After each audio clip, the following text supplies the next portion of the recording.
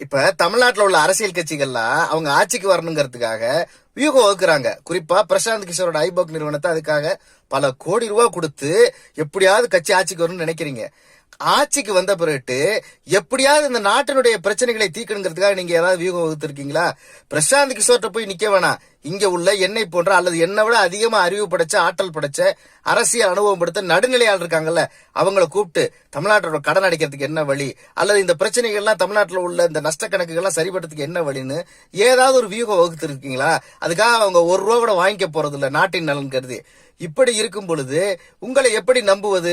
இதை தாண்டி தங்கள் கட்சியை வழிநடத்துவதற்கும் அல்லது ஆட்சிக்கு வருவதற்கும் கூட சுய அறிவு கூட இல்லாமல் அறிவுக்காக பணம் கொடுத்து அடுத்தவர்களுடைய கையேந்தக்கூடிய இவர்களை நாம் எப்படி நம்பி நாட்டை ஒப்படைத்து நாட்டுக்கு அறிவோடு செயல்படுவார்கள், நாட்டை அறிவோடு நிரூபிப்பார்கள் என்று எண்ணுகிறோம் என்று எனக்கு தெரியவில்லை. இப்படி மண்டை வறண்டவர்களை நீங்கள் ஏன் ஆதரிக்க வேண்டும்?